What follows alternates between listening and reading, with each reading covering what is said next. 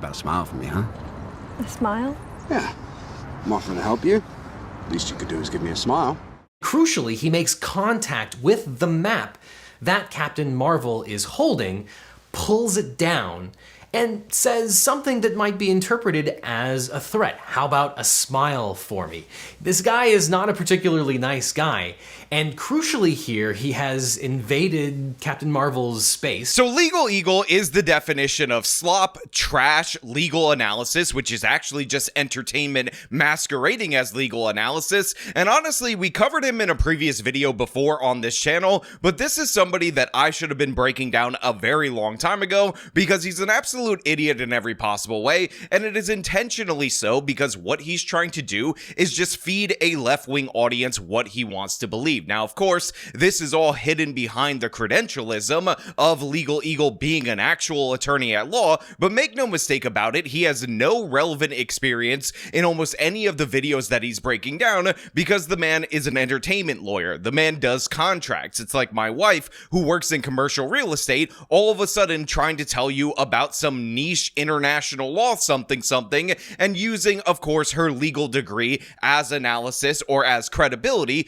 for said analysis. It just doesn't work. It just doesn't fit. And this is why time after time, this man has gone to absurd lengths in order to defend things that absolutely don't matter or are just indefensible. And a perfect example of this is the clip that I opened up this video with, which is him deciding to do a legal breakdown of Captain Marvel. And I know this is from 6 years ago, a deleted scene where Carol Danvers, the lead character in that particular film, electrocutes somebody with her magic special Marvel powers and then robs him of his motorcycle. And according to Legal Eagle, it was self-defense because the man, the male, dareth threatened her by saying, hey, smile, lady, just smile, and therefore she did a self-defense motorcycle robbery. And says something that might be interpreted as a threat. How about a smile for me? This guy is not a particularly nice guy, and crucially here, he has invaded Captain Marvel's space. Now look, ultimately, this is a topic that doesn't actually matter. It is a Marvel movie from years ago. It didn't matter at the time, as this was a deleted scene that was released even after the film was released, but it just goes to show you that this guy does not take his job seriously at all whatsoever, and whenever he's facing criticism, he decides to bitch out in the absolute weakest way possible, and a perfect example of that is this comment that is pinned as the top comment so that people can just back off their criticism of him. Wow, looks like we have some strong feelings about a fictional superhero. Let me address some of the most common comments. Quote, grabbing a map isn't harmful. Probably true, but I'm arguing the main offensive touching talking point. The motorcycle guy committed battery. It should be uncontroversial among lawyers. Famous cases of offensive touching include snatching a plate out of someone's hand, taking a necklace off someone. Not really a stretch to extend those cases to what happens here. Reasonable minds can differ though, and then people say, how can you justify her stealing the motorcycle? He claims he's not. He absolutely was, and he thought it would be clear that one crime doesn't justify another. He was just pointing out that commandeering a vehicle is common wish fulfillment trope in action movies. No, you can't steal from someone if they commit some kind of unrelated tort against you. Now this comment goes on and it's very defensive, but the thing I really want to harp on most of all is the fact that this guy actually compared purse snatching or plate snatching to, again, telling a girl to smile, which is absurd, ridiculous in every possible way. And of course, he started off by saying, oh my god, why do you guys care so hard about a fictional superhero? Even though this is the man that made the video about the fictional superhero to provide her legal justification. But his skewed views on self-defense and what is actually justified extend to actual real-world cases.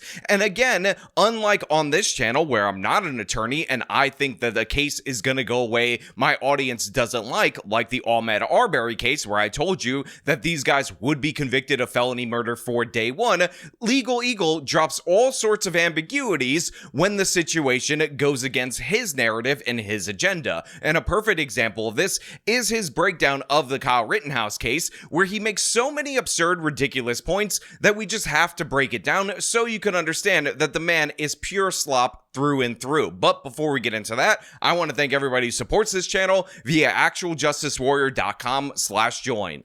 Give me the money. Give me the money.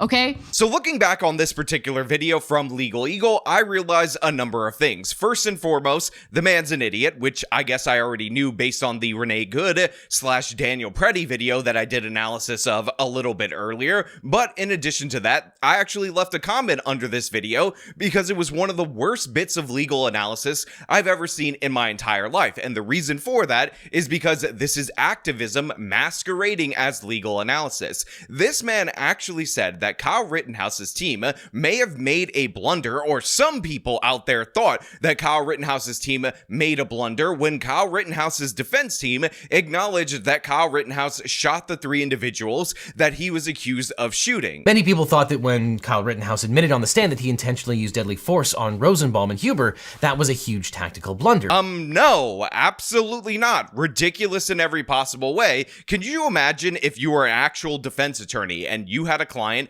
that was going to utilize self-defense in order to get out of a homicide conviction, but also at the same time, you weren't going to acknowledge that the homicide was even committed by your client? How would that even work? Well, my client, you see, Your Honor, ladies and gentlemen of the jury, was defending himself against these attackers, but I don't know if my client intended on doing so. I don't know if I should acknowledge that I actually intended to use the deadly force, which I'm saying is justified and is the whole basis of my defense. Maybe it was an accident. Well, it can't be both. Self-defense is an affirmative defense, and obviously, and I mean obviously, you have to acknowledge that you did the thing in part in order to use an affirmative defense. But again, his analysis goes into partisan hackery a little bit further because he starts talking about the issue of provocation. Now, you guys know we covered this multiple different times on this channel, and we also covered the ridiculous assertion that somehow a key fact in this case is that Kyle Rittenhouse crossed state lines. But guess what? Our attorney over here, our legal eagle, our absolute eagle-eyed observer, is going to highlight this as a potential portion of the provocation that people are bringing up. Think about it. Is it the possession of the gun that provokes the attack, or is it the possession of a gun by a minor, or possession of a gun that crossed state lines that leads to someone provoking an attack? Now again, I'm not an attorney, let alone a criminal defense attorney, but I am capable of looking up the law, and a few days after the Kyle Rittenhouse shooting, when I finally uploaded my video on the topic, one of the things that weirded me out was that so many people were bringing up crossing state lines with a firearm when it's not even illegal to do that. Like, on its own, that is not a crime, and this is one of the reasons why I cut together and play the Anna Kasparian Cross State Lines compilation. Possession of a gun that crossed state lines. Who crossed state lines? He drove from Illinois to Kenosha, Wisconsin. Now again, he drove from Illinois to Wisconsin. It's not like he was in his front yard. And he was approached by a group of individuals who posed an imminent threat to his life. He drove across state lines in a state that he doesn't even live in, because obviously we're dealing with a 17-year-old from out of state, and then he crossed state lines with it. He crossed state lines, meaning he traveled across state lines. He traveled there from out of state, who again traveled across state lines. So he did not cross state lines with an illegal gun. Now, it's one thing for people in the media that are absolute idiots to say this time and time again, but this guy is saying he's an attorney. Again, he's using that credential to denote some level of expertise without acknowledging 2 key facts. First and foremost, Kyle Rittenhouse did not cross state lines with the firearm because the firearm was kept in Wisconsin the whole time. But in addition to that, it's not illegal to cross state lines with a firearm. It's not a crime. It's like saying Kyle Rittenhouse crossed some streets. It's like saying Kyle Rittenhouse crossed his arms at one point. It's like saying when Kyle Rittenhouse enters a room, he crosses the threshold of the doorway of that room and trying to make that some kind of legal argument, yet somehow, bafflingly, it is in this guy's actual arguments in relation to this case. And another thing that I notice about his analysis, despite the fact that this is after the trial that supposedly he was an eagle-eyed observer of, is that Legal Eagle claims that Kyle Rittenhouse admitted, and this could be considered provocation, to pointing the gun at one of the people, aka Joseph Rosenbaum, and therefore that could be considered provocation. And again, if you believe this, if you actually watched the video, if you understood the trial, and this is one of your takeaways, you're an absolute idiot in every possible way. Now, it's a closer call when you consider Rittenhouse admitted that he pointed his gun at the victims and claimed that when he was pointing his gun, it wasn't a dangerous provocation. Now, you could argue that pointing your gun at someone is assault or misuse of a firearm. So one of the craziest things about this Legal Eagle video is that he actually shows you from multiple angles Joseph Rosenbaum chasing Kyle Rittenhouse, and he says here in this particular video you could see Rittenhouse point the gun at Joseph Rosenbaum. And this is especially important in the context of the Rittenhouse shooting. Even Rittenhouse's testimony seems to indicate that Rosenbaum didn't lunge at Rittenhouse until he raised his gun at Rosenbaum, and that the reason, or at least one of the reasons that Kyle Rittenhouse shot Rosenbaum is that he feared that Rosenbaum would take his gun away and use it against him. And we'll talk about that in a second. But the thing is, the encounter has already started. Rosenbaum is already charging at Rittenhouse, and considering Rittenhouse is armed with a rifle, it is the most notable thing about Kyle Rittenhouse when he's being chased by Rosenbaum. It is a logical assumption that this man, who by the way knows that he's a felon and is not to be in possession of a firearm, is going for the firearm. And if he gets that firearm, that makes him a deadly threat to you and other individuals, which means that Kyle Rittenhouse is perfectly justified in firing upon this guy in order to prevent him from getting this gun. It is completely justified. You can't say, well, in the middle of the encounter, Kyle Rittenhouse pointed a gun at him. Prior to shooting him, Kyle Rittenhouse also pointed a gun at him. Therefore, that was provocation for the encounter that started prior to this, that started when the chasing actually started. But of course, Legal Eagle not only makes this case that this is potential provocation, but in addition to that, he goes on to cite precedent in order to sound more smart and more actually like he's looking into the facts of the case and coming to a neutral conclusion, when in reality, the cases that he's highlighting are in no way, shape, or form related to what we're talking about. But that probably doesn't work if the reason that you're pointing the gun at someone in the first place is for the purposes of self-defense. And in fact, there are Wisconsin cases to this effect. Though on the other hand, Wisconsin courts have an interesting history in analyzing the provocation exception. For example, in a 1975 Wisconsin Supreme Court case, the court held that a defendant was a provocateur by virtue of openly bringing a gun into a tavern. First of all, the description that we have right here of what the judge actually ruled in the case that he's highlighting is absurd, asinine, and ridiculous in every possible way. He makes the case that the judge is actually saying just the bringing the gun into the bar is provocation, therefore people can attack you, and therefore through the transitive property, Kyle Rittenhouse can be attacked by Joseph Rosenbaum just for carrying a firearm, while at the same time he acknowledges that the state of Wisconsin is an open carry state, and by the way, Kyle Rittenhouse was legally allowed to carry this firearm because it meets the long gun exemption, and Kyle was over 16 at the time of this case. Now, of course, all of these things cannot be true at the same time, and what you ultimately end up figuring out when he gives you a little bit more information about this case is that obviously the circumstances are completely different. In this particular case, you had an assault against the person while he was unarmed. That person left, grabbed a gun from his vehicle, then came back in with the gun in order to get revenge, and then another encounter ended up happening. The Wisconsin Supreme Court held, quote, the defendant himself testified that after being slapped, he went out to his car, got his shotgun, loaded it, and returned to the tavern. As he was entering the tavern, he was grabbed from the side by someone, and he pushed that person away. He saw Freddie Jones start toward him, and he started shooting. He stopped after 4 shots and after Jones was out of sight. The defendant requests that the court grant him a new trial in the interest of justice. We find find no merit to this contention. When the defendant left the tavern, got his shotgun out of the trunk, loaded it, and returned to the tavern, he became the provoker. These are not the same encounter. By the way, a slap is not a deadly force threat. Obviously, you can't return to a scene of a crime for revenge and then claim self-defense for something that happened earlier. And everything about the case that was just cited by this man, who again is presenting himself as a legal expert, has nothing to do with what we're talking about and has no relation, no similarity in any kind to what Kyle Rittenhouse is actually facing in the state of Wisconsin, or was facing at the time. The court held that a defendant was a provocateur by virtue of openly bringing a gun into a tavern. Also, again, this statement that he was guilty of being a provocateur or provoking the encounter by simply bringing a firearm into a tavern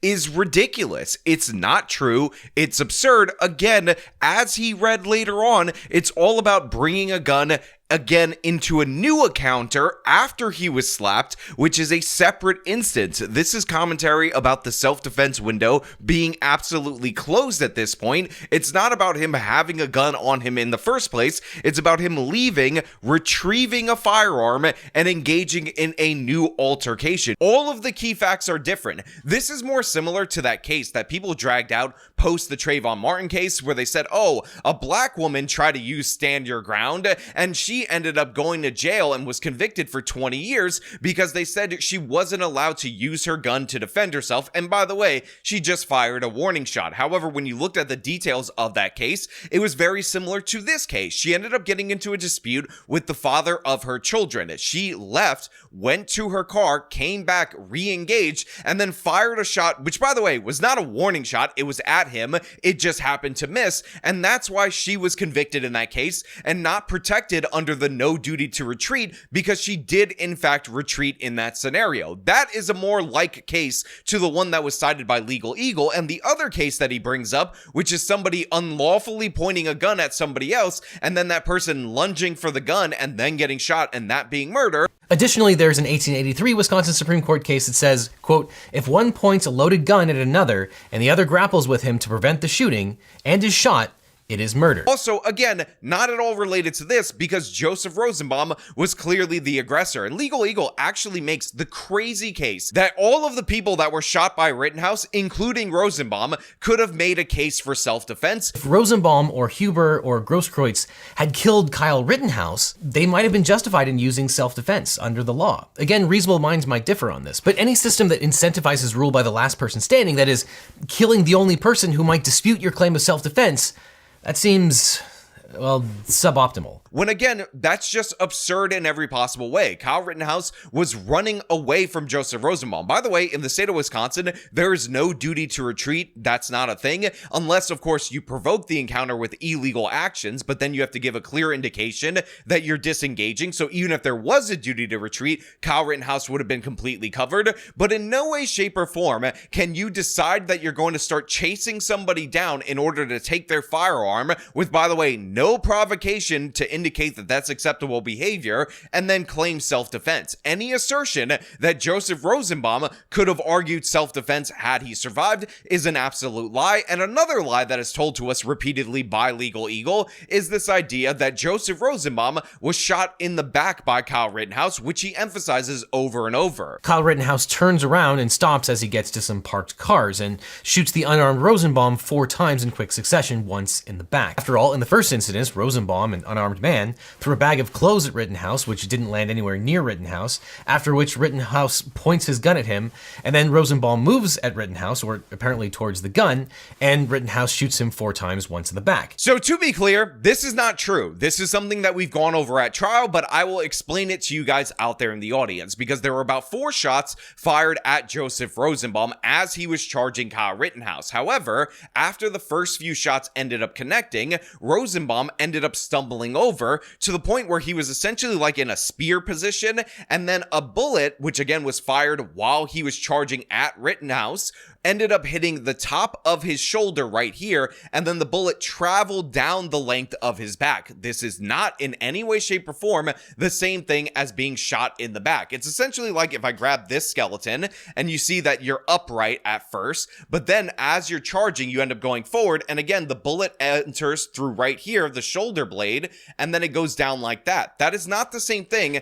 as being shot clean in the back, and Legal Eagle's assertion that it's anywhere similar is absurd in every possible way. Obviously, this guy was not shot in the back, and him emphasizing that over and over again is an absolute lie, again, meant to sugarcoat this particular incident. And by the way, we have multiple sugarcoating moments throughout the entirety of this video. For instance, he claims that Kyle Rittenhouse tripped over nothing, or tripped just randomly while he was running after the first encounter. But in reality, we know from the trial that Kyle was hit over the back of the head by Anthony Huber as he ran away, and that's what caused him to stumble and fall to the ground before the second group of attackers ended up going after him.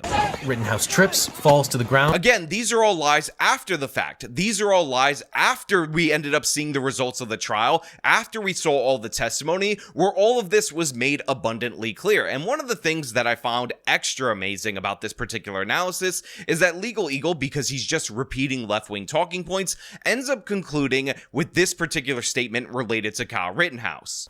To this point that my notes simply say, vigilantism is bad. And I stand by that. I also worry that is becoming a controversial position. So first of all, we have this, my script ends right here with me writing that vigilantism is bad, even though Kyle Rittenhouse didn't engage in vigilantism. He didn't shoot anybody for attacking property or anything of the sort. He shot people that attacked him. That is not vigilantism in any possible way. Net, bringing guns to a protest is bad. Anyone that brings it, not just Kyle Rittenhouse. But then he says bringing a gun to a protest, and this is not just for Kyle Rittenhouse, is bad. It's just a bad thing to do. And again, I will fast forward to the recent video that we covered of Legal Eagle, where he talks about how Pretti had every Second Amendment right in order to have his firearm on him at that particular protest. Again, legal slop analysis through and through. Captain Marvel, fictional character, doesn't matter. He gives legal justification saying that telling her to smile is a threat, therefore she can not only attack you, but then rob your motorcycle. And then you fast forward to Kyle Rittenhouse, and he can't defend himself, or it's questionable if he defends himself